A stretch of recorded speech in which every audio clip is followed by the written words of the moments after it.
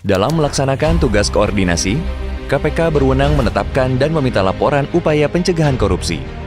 Laporan pencegahan korupsi daerah disampaikan melalui MCP. Dan pengawasan. 3.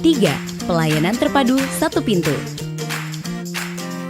Untuk menyederhanakan proses perizinan dan mencegah terjadinya praktik pungli dan suap, dibutuhkan pemantauan pengurusan mulai dari izin regulasi dan infrastruktur, proses perizinannya, hingga pengendalian dan pengawasan.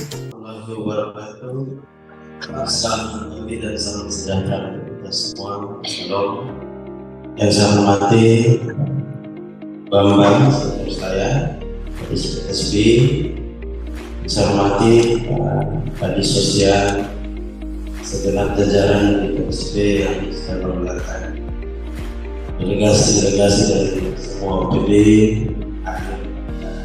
siang hari ini merupakan bagian dari komitmen dan konsisten kita melakukan proses perubahan seperti yang tadi Pak Bambang menyampaikan, hijrah dari kerja boleh dengan gelap kembali ke kerja yang lebih terang.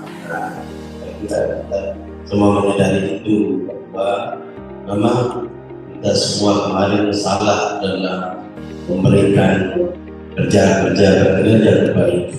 Itu hari ini saya ingin menunjukkan kerja-kerja terbaik untuk membangun negara. Puji syukur kehadiran Allah Subhanahu wa Ta'ala, sehingga atas kasih sayangnya, sehingga kita diberikan waktu berkumpul di sini dalam agenda hari ini yang dilaksanakan oleh PSB Terbatas hampir 15 atau sekian di dalam Bapak Ibu peserta sekalian yang saya hormati, kita saat ini dituntut dalam rangka meningkatkan scoring monitoring center for prevention. Monitoring center for prevention adalah merupakan alat pencegahan korupsi dan terorisme. Alat yang diterapkan untuk mencegah terjadinya penyimpangan dalam lingkup pekerjaan yang merugikan negara dan merugikan masyarakat, dan merugikan sumber daya alam. Yang lahirlah monitoring center for prevention.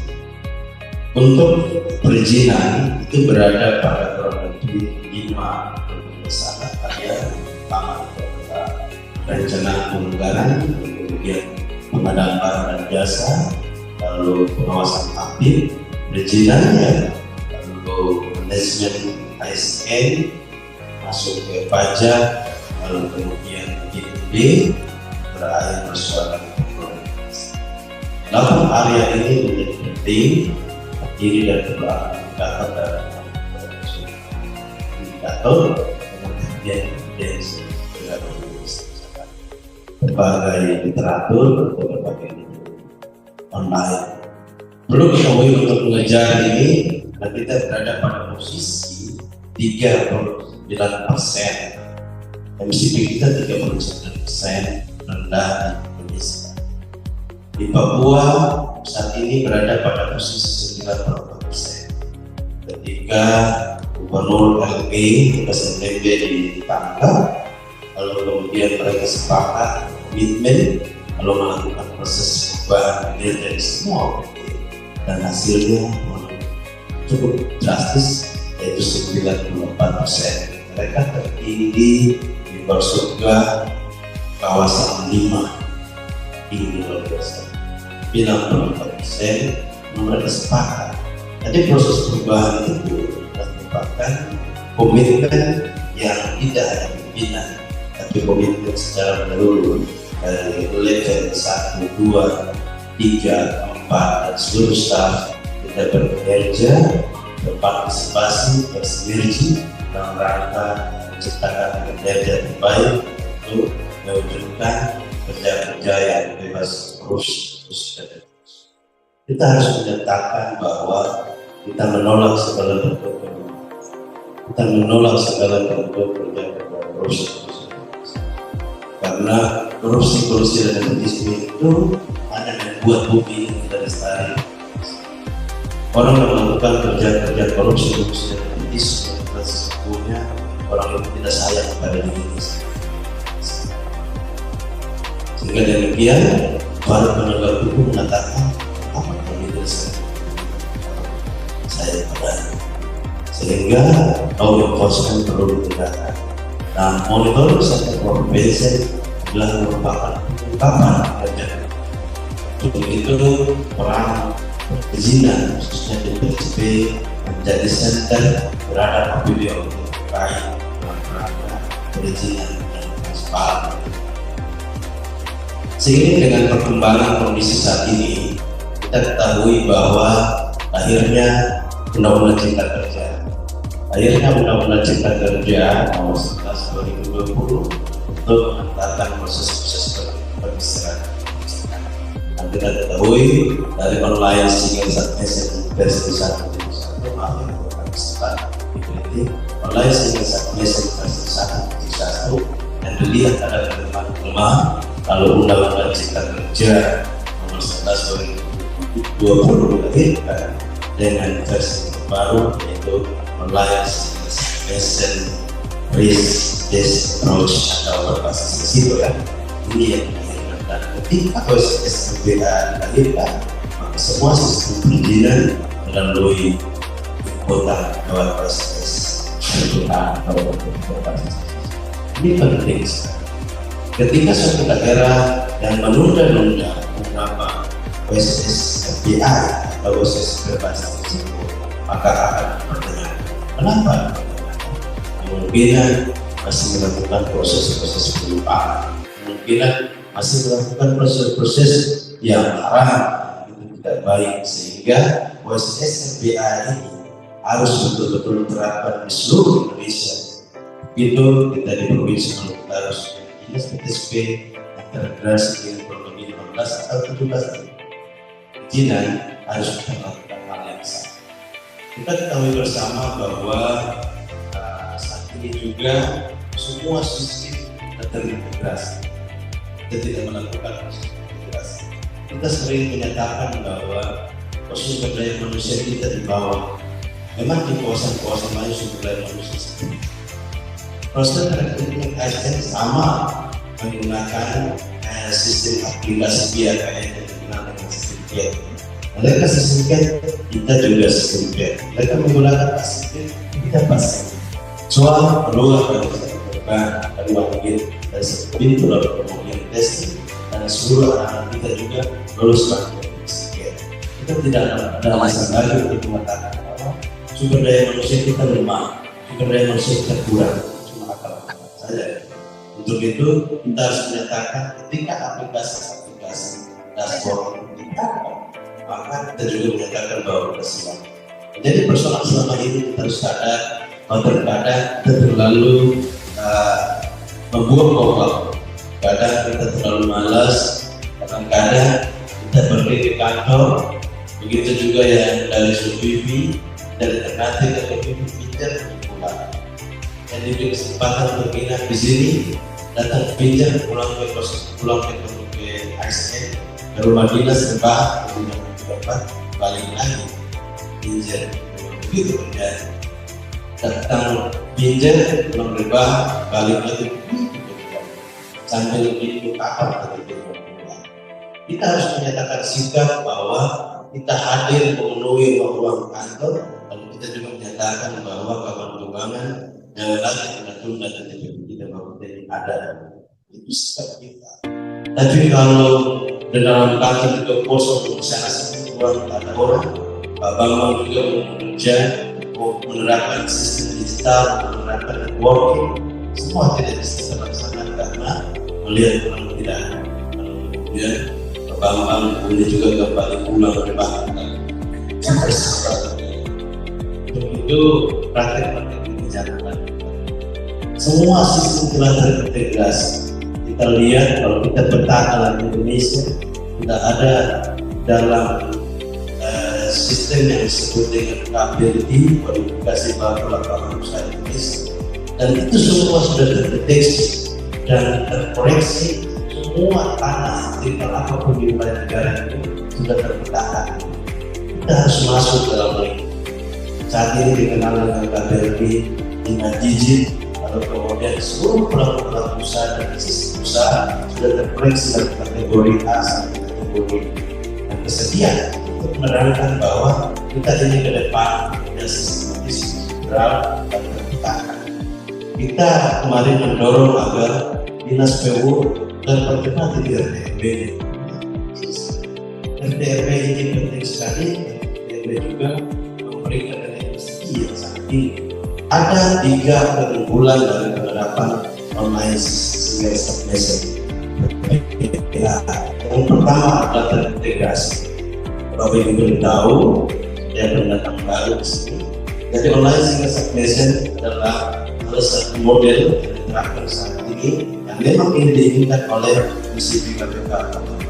Diinginkan sekali karena yang pertama keunggulannya sudah terintegrasi dengan semua kementerian lembaga.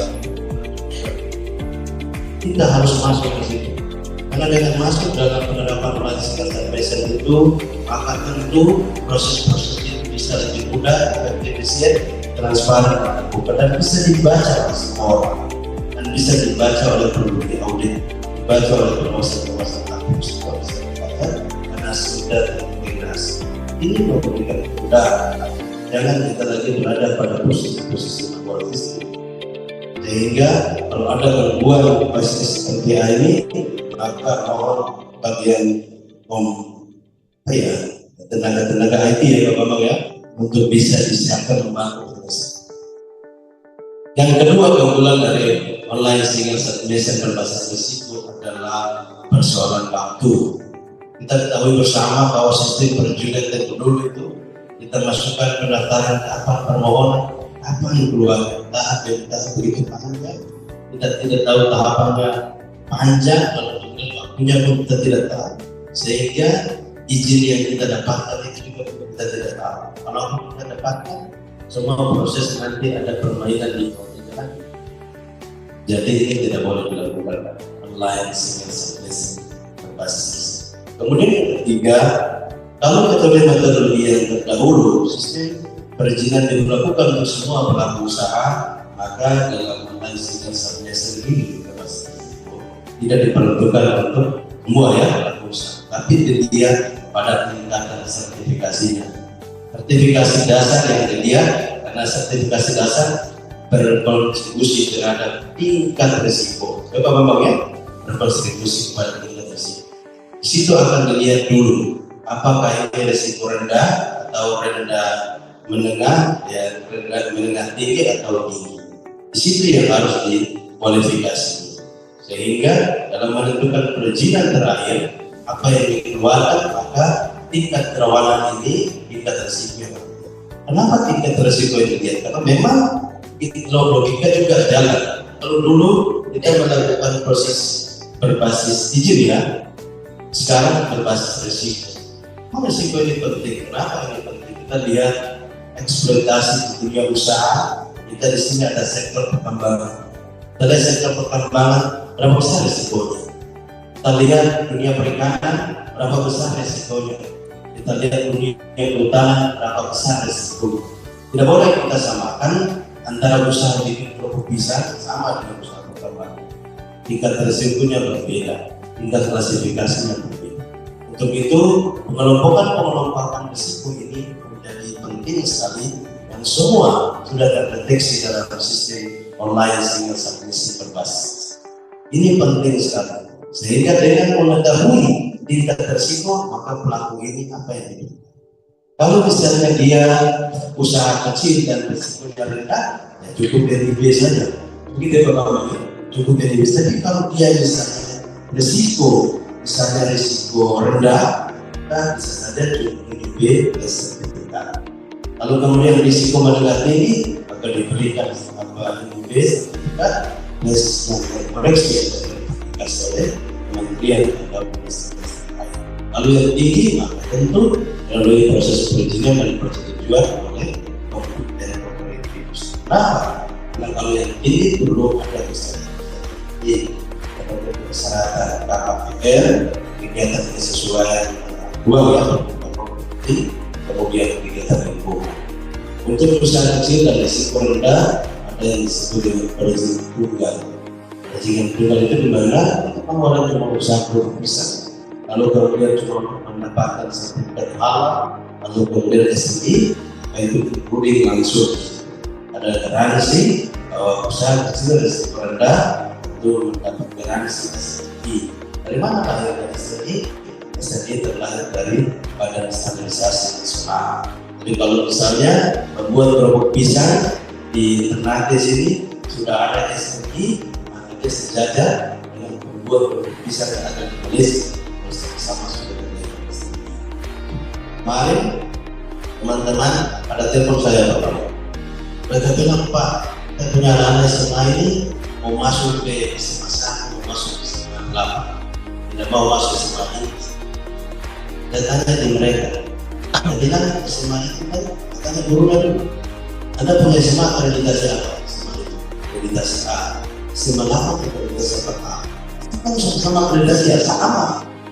SMA 5 yang akreditasi A, SMA 8 yang akreditasi A, SMA Islam yang akreditasi A, sejajar. Akreditasi itu Komite Akreditasi Nasional memberikan pengakuan terhadap sesuatu unit baik itu pendidikan atau dunia usaha atau standarisasi. Maka itu secara nasional maupun internasional ada sejajar. Jadi kalau pindah ke Malaysia, Anda tanya akreditasi A di Sumatera Utara, bisa sejajar. Sejajar. Jadi kalau memang terus dibuat, bisa bilang ya. Saya berikan di depan ada 6 bulan guru SMA 5 dipindahkan ke SMA 8, SMA 8 dipindahkan ke SMA 1, SMA 2 supaya tidak lagi menuntut harus pindah ini pindah. Kemudian proses rekrutmen tingkat siswa itu pun sudah berdasarkan SMI. Kenapa ada berdasarkan SMI itu? Pergub tingkat SMI. Nah, kalau kita bekerja sesuai dengan regulasi dan SOP-nya, maka insya Allah kita terlibat dari proses-proses karena kita bekerja dengan section dan sistemnya.